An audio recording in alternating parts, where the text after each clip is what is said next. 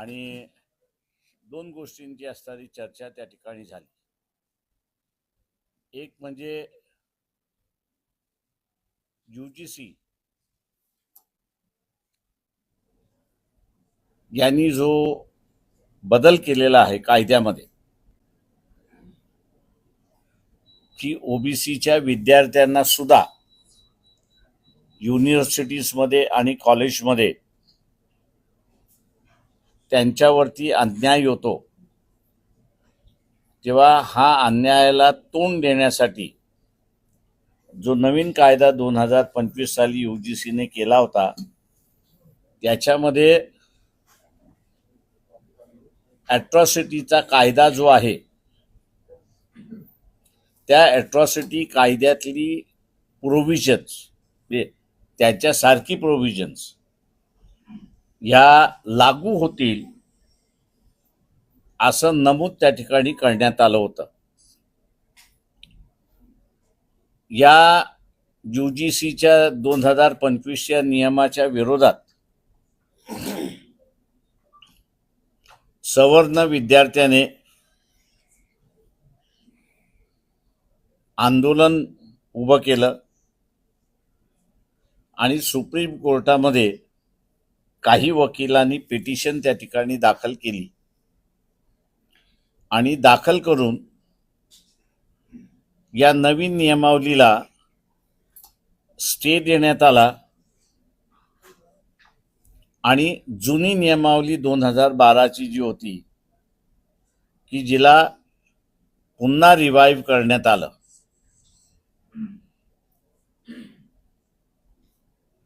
निर्णय असा झाला आजचा की ज्या वेळेस OBCच्या हक्काच्या संदर्भात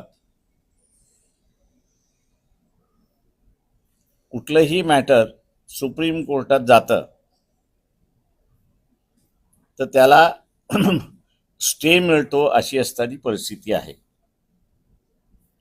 सुप्रीम कोर्टातलंच इंदिरा साहनी या निर्णयाने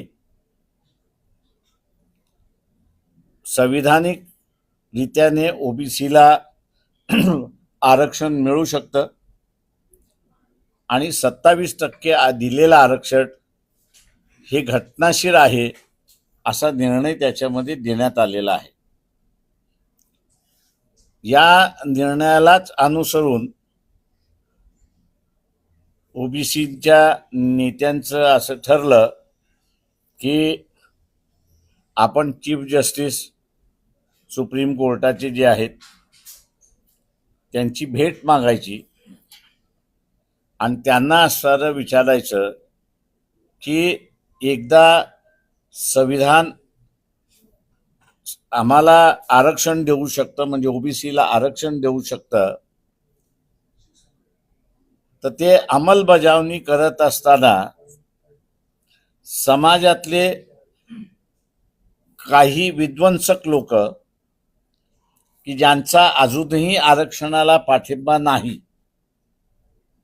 असे ज्यावेळेस अन्याय अत्याचार करतात आणि त्यांच्या विरोधात कारवाई व्हावी या दृष्टीने कायदे केले जातात, नियम केले जातात, त्यावेळेस प्रत्येक वेळेस सुप्रीम कोर्ट त्याला स्टे का देते हा त्याच्यातला महत्त्वाचा मुद्दा आहे.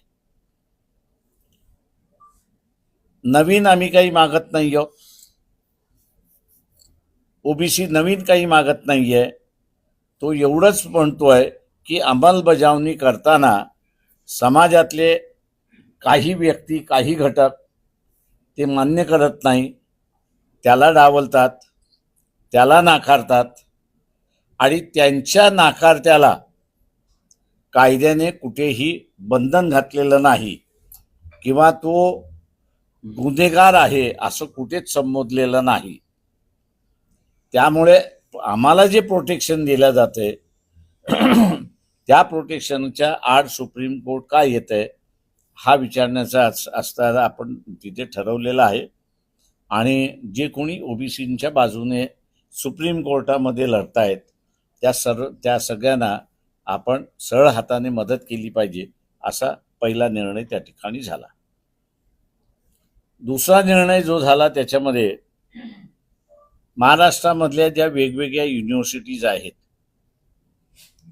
मग पुण्याची युनिव्हर्सिटी आहे, कोकणातली आहे, कोल्हापूरमधली आहे, सोलापूरमधली आहे, नांदेडमधली आहे, मराठवाड्यामधली आहे, जळगाव आहे, अमरावती आहे, नागपूर आहे, गडचिरोली आहे आणि नाशिकमधली मेडिकलची आणि कोकणामधली इंजिनिअरिंगची जी विद्यापीठे आहेत, या विद्यापीठांमध्ये ओबीसीच्या संघटनेचा निर्णय आहे की ओबीसीच्या संघटनेच्या वतीनेच या सगळ्या युनिव्हर्सिटीजमध्ये हे जे प्रावधान आलेलं आहे UGCच्या ह्याच्यामध्ये,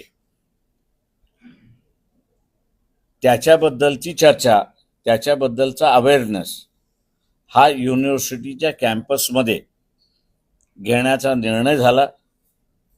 UGCचाच निर्णय आहे आणि UGCच या युनिव्हर्सिटीना ग्रँट देते. त्याच्यामुळे व्हाईस चान्सलर आम्हाला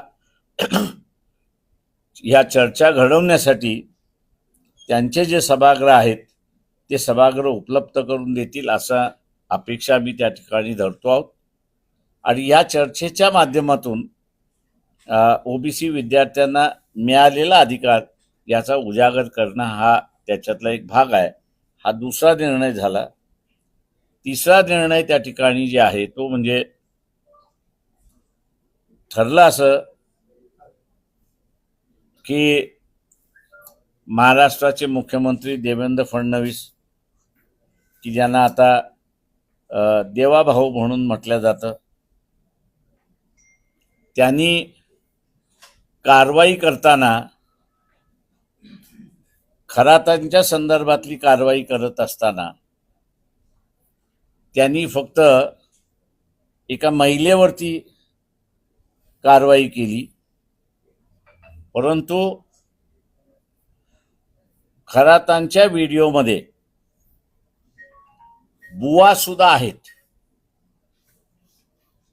तेव्हा या बुवांवरती कारवाई कधी होणार याची असणारी चर्चा जोरदार सुरुवात झालेली आहे आणि त्यांनी तारीख सांगावी की ह्या तारखेच्या आतमध्ये त्या सगळ्यांवरती कारवाई होईल, अन्यथा चुकीचा मेसेज जाण्याची असणारी शक्यता आहे. ओबीसीच्या नेत्यांमधली असणारी जी चर्चा आहे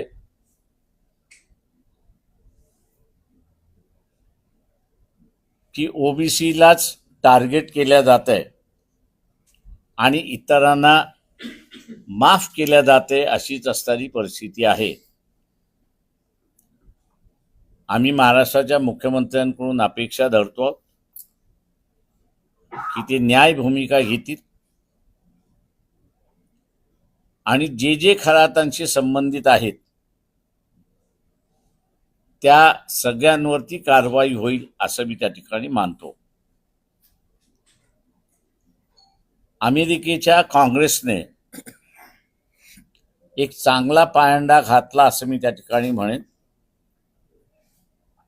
की एस्टीन फाईल्स मधल्या काही कुटुंबांना त्रास होणाऱ्या रील्स आहेत, व्हिडिओ आहेत, फोटोग्राफी आहेत, याची पर्वा न करता समाजामध्ये आम्ही समाजसेवा करतो म्हणून असं भूषवतात, पण प्रत्यक्षात ते डाकू आहेत, समाजविरोधक आहेत. अशांचा चेहरा हा सामान्य लोकांपर्यंत आला पाहिजे म्हणून त्यांनी ते सगळं पब्लिसाइज केलं अशी असणारी परिस्थिती आहे. तेव्हा आम्ही सुद्धा असणारा मागणी ही करतो आहोत की अमेरिकेच्या काँग्रेसला नाहीतरी आपण बाप म्हणून मानलेला आहे. पंतप्रधान नरेंद्र मोदींनी इस्रायलला बाप म्हणून मानलेला आहे, पण जो काही करारनामा झालेला आहे, ट्रेड एग्रीमेंट झालेला आहे, त्या ट्रेड एग्रीमेंटमध्ये आपण असं म्हटलेलं आहे की अमेरिकन इंटरेस्ट हा इंडियन इंटरेस्ट राहणार आहे. तेव्हा अमेरिकन इंटरेस्ट असा आहे की जे कोणी बदमाश आहेत त्यांचे चेहरे लोकांसमोर आणायचे.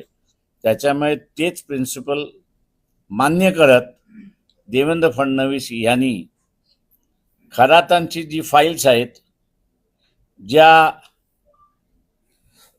सोशल मीडियावरती ज्ञान त्या तऱ्हेनं येतात आहेत, याच्यापेक्षा अधिकृतरित्याने गव्हर्नमेंटकडून आल्या तर अधिक आम्ही त्या ठिकाणी उचित त्या ठिकाणी मानतो. जे कुटुंब अडकलेलं आहे त्या कुटुंबांना ह्याचा त्रास होईल,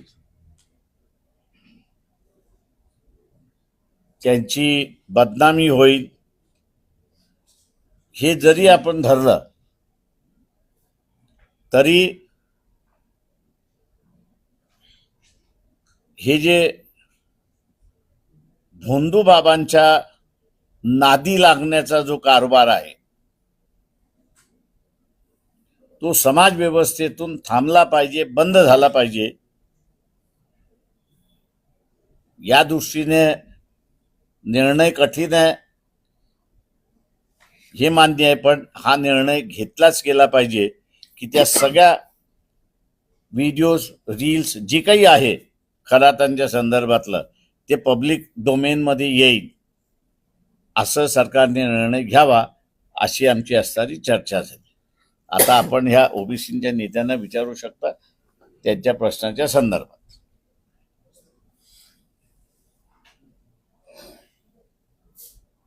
धनगर आरक्षणासंदर्भात आंदोलन सुरू होतं, अल्टिमेटम पण दिलाय, मग थांबले.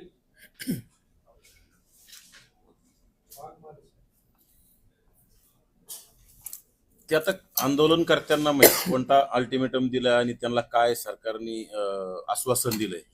त्यामध्ये आम्ही काही त्यांच्या कुठल्याही संपर्कात नाही आहोत, कारण की तो एक स्वतः आंदोलनकर्ते मूळ ओबीसीच आहेत, परंतु कुठंतरी त्यांना आता एसटी मधून आरक्षण मागताय. त्यांना मी यापूर्वी बी सांगितले की त्यांच्या आंदोलनाला आमच्या शुभेच्छा आहेत, परंतु तो राज्य सरकारचा आणि विशेषतः सुप्रीम कोर्टाचा निर्णय ते काय असेल नक्कीच राज्य सरकार आणि सुप्रीम कोर्ट ठरवेल. आणि ते आंदोलक त्यांनी उपोषण मागे घेतलं, नक्कीच त्यांना कुठलं तरी आश्वासन मिळालं असेल, त्यानंतर त्यांनी उपोषण सोडलेलं आहे.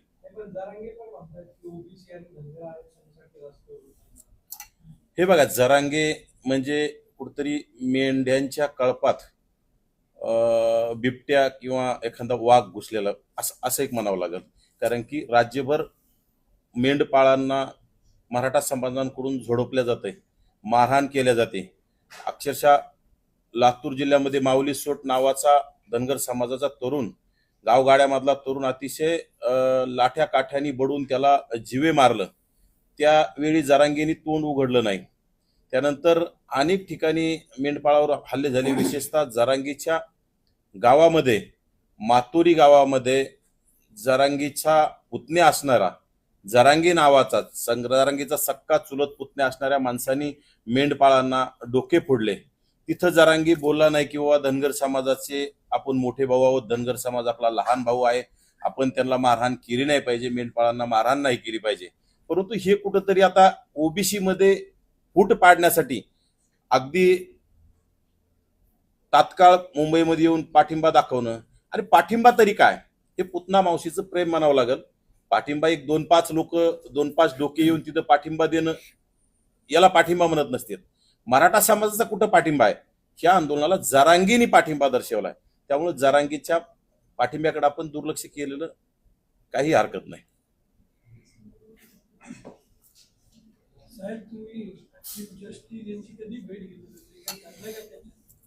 पत्र लिहिणार ओबीसी संघटना, पत्र देणार की भेटीसाठी आम्हाला वेळ द्या. ते त्या दिवशी वेळ देतील, त्या दिवशी ओबीसी नेते भेटायला जातील.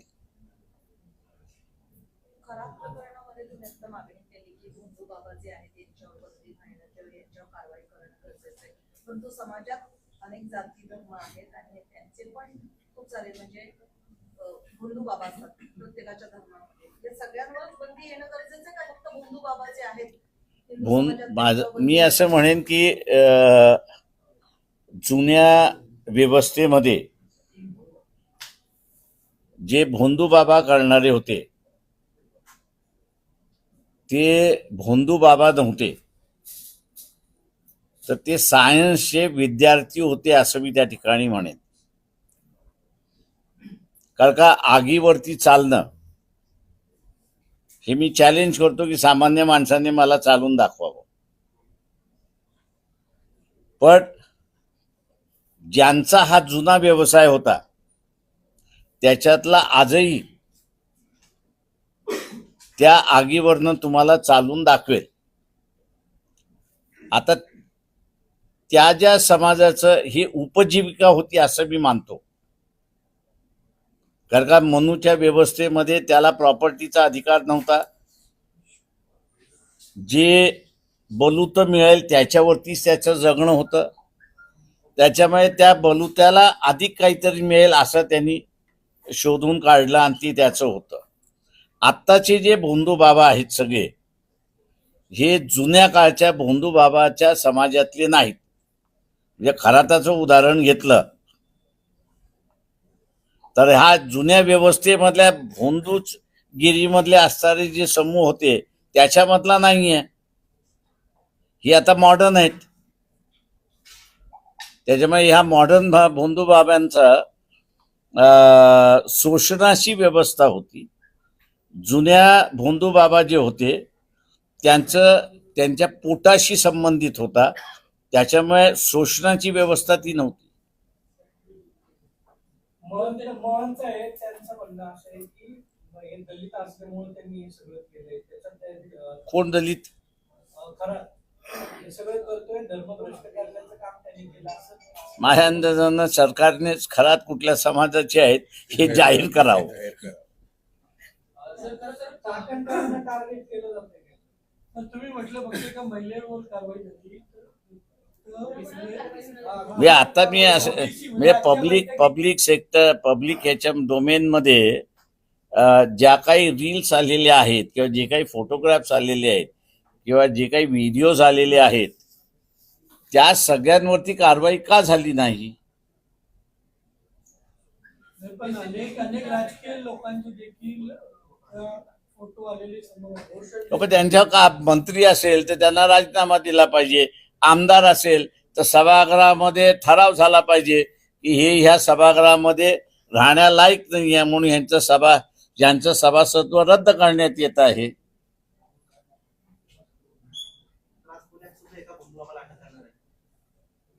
हो, कोर्टात त्याला हजर केलं जाते अशी माझी माहिती आहे. कोट्यवधी रुपयाचा गैरव्यवहार झालाय, मोशनलेला असेल किंवा ते मध असेल, या सगळ्या प्रकरणाची चौकशी किंवा ब्लॅकचा व्हाईट करण्याचा प्रयत्न झाला वाटतं. ते माझं म्हणणं असं की सरकारने पूर्ण चौकशी करावी आणि लोकांपुढे त्याचं सगळं मांडावं अशी विनंती आहे. दुसरं याच्यामध्ये जे आहे जी म्हणजे नावं किती खरी किती खोटी हे सरकार जोपर्यंत सांगत नाही तोपर्यंत आपण कळत नाही. पण जी नावं आहेत ती खरी असं मांडलं तर घरात फार दिवसाचा पाहुणा आहे असं मी त्या ठिकाणी मानत नाही.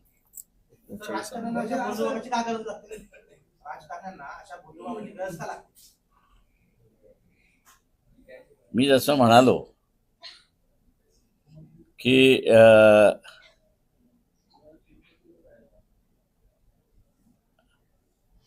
जुन्या जे सगळे भोंदू होते ते आपली कला जी आहे ती स्वतःच्या पोटासाठी वापरत होते. आत्ताचे जे आहेत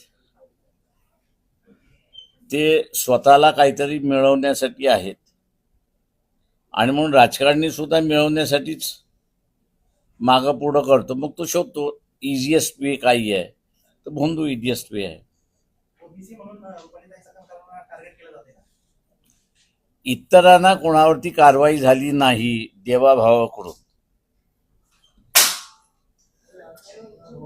हे बसा, उभा राहा, पाठीमाग उभा राहा. तर मग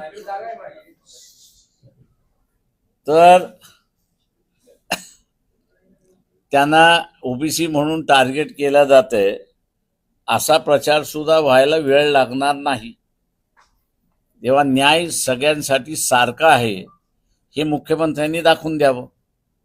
त्याच्यात न आले झिरवळांचे पण काय व्हिडिओ समोर आले जातात त्यावरती झाले राष्ट्रवादीच्या नेत्यांचे सगळे राजकारणासाठी बाजू ते तुम्ही असं आता जे आहे ते राष्ट्रवादीचं नाही, हे आपला हा खरा एसटीन हा महाराष्ट्राचा आहे. पण जगाच्या एसटीन मधल्यांचे ज्यांचे फोटो आहेत, नावं आहेत, त्यांच्याबद्दल सुद्धा असणारं सोशल मीडियावरती यायला लागलेलं आहे. आज आज 2 महिने होतील अजित पवारांच्या अपघाताबाबत काही बोललं जात नाही किंवा एफआयआर कर्नाटकमध्ये केली जाते मग महाराष्ट्र सरकार काय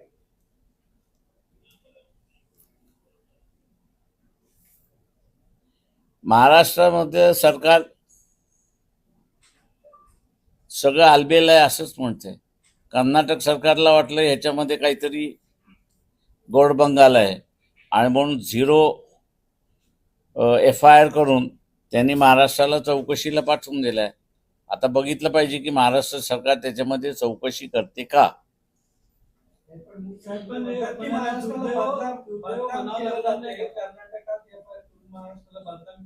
पण महाराष्ट्राने अगोदर इथे FIR का झाला नाही. कुठलाही इन्सिडेंट घडला की ज्याच्यामध्ये डेथ झालेला आहे तो नॅचरल आहे की अननॅचरल आहे हा नंतरचा भाग आहे. पण साधा FIR सुद्धा ज्यावेळेस होत नाही त्यावेळेस शंकेला जागा येते असं मी त्या ठिकाणी मानतो. ते त्याच्यामधलं असणारं जे आहे ते मी असं म्हणेन की तो वेगळा इश्यू आहे, तो याच्याशी जोडता येत नाही आपल्याला त्या ह्याच्याशी. माझं म्हणणं असं आहे की अजित पवारांचा जो FIR आहे तो झाला पाहिजे होता, हा बरोबर आहे, मी नाही म्हणत नाही आहे. पण त्याच्याशी आणि ओबीसीच्या नेत्याशी काही संबंध नाही.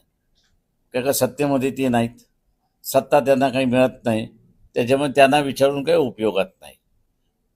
त्या ज्या विषयाशी लढायला मागतात आहेत, UGCचा कायदा आणि हा भोंदूबाबाचा कायदा, या 2 याच्यावरती त्यांना विचारलं ते उत्तरं देतील तुम्हाला. पुढे जाऊन जर काय बाकीच्या लोकांवर कारवाई नाही झाली तर एक ओबीसी समाजाच्या जी काही बैठक झाली तर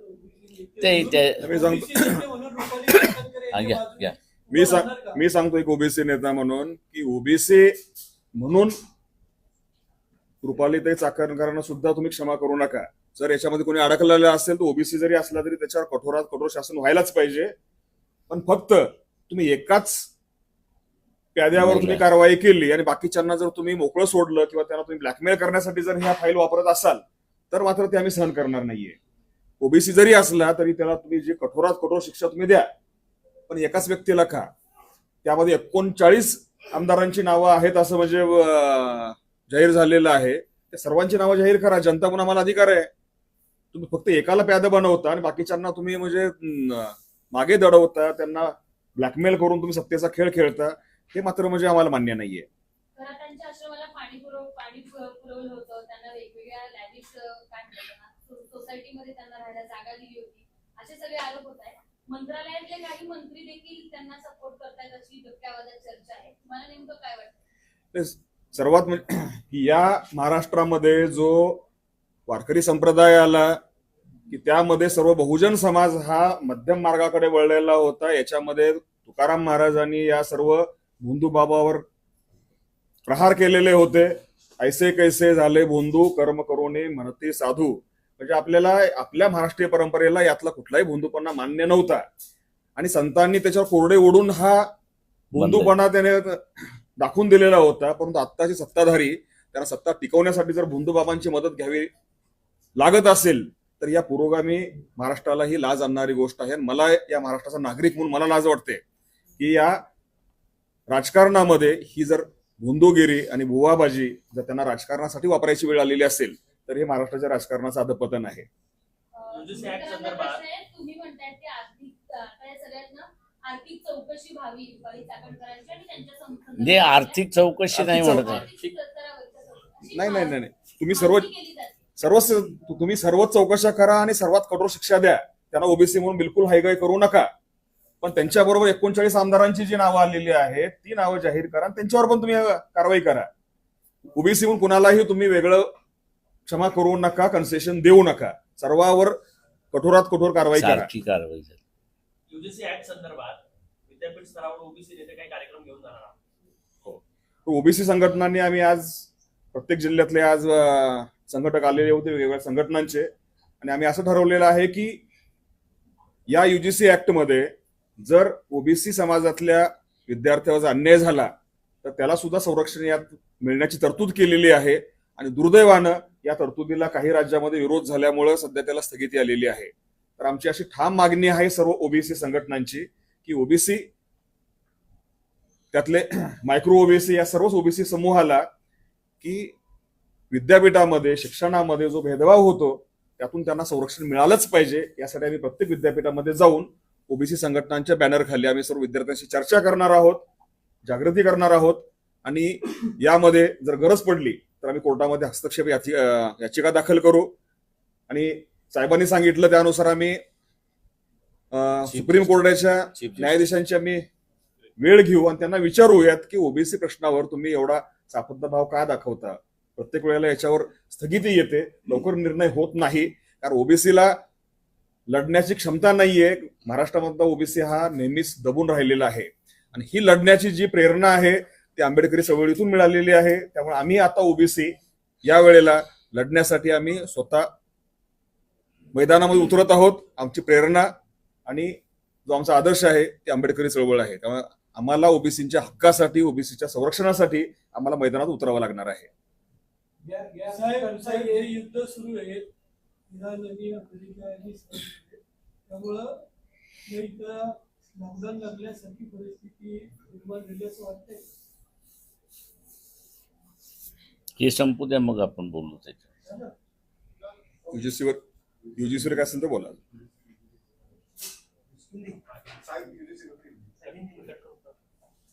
पीएम मोदी ने कल देश के 37 राज्यों के मुख्यमंत्री